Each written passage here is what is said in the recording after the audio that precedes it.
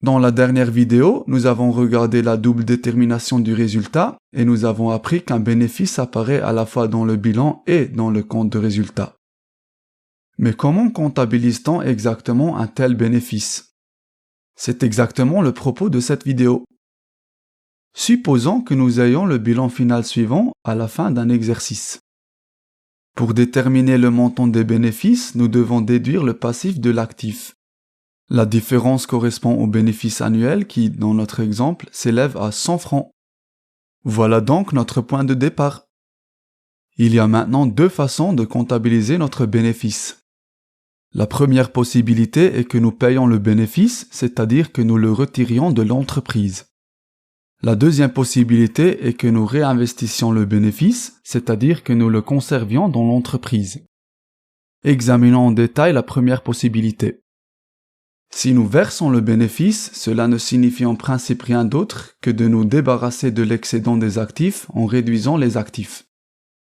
Supposons que nous nous versions le bénéfice de 100 francs en espèces.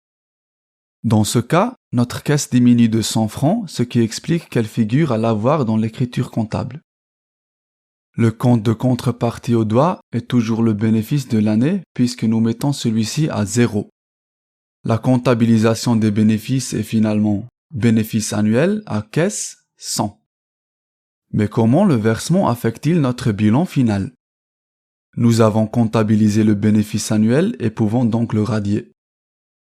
Notre caisse a diminué de 100, c'est pourquoi nous ne disposons plus que de 100 francs en espèces.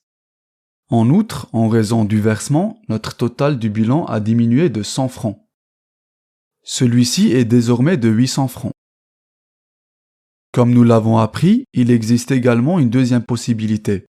Conserver le bénéfice dans l'entreprise et le réinvestir. Dans ce cas, les actifs ne sont pas modifiés car tout reste dans l'entreprise. Mais comme nous l'avons appris, le bilan doit être en équilibre.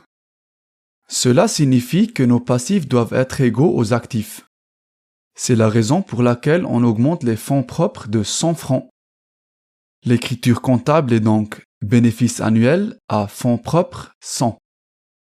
Les fonds propres du bilan de clôture ont augmenté de 100 francs, soit désormais 450 francs. Toutefois, le total du bilan et tous les autres états restent inchangés. En résumé, on peut dire que lors de la comptabilisation des bénéfices, on réduit les actifs ou on augmente les passifs.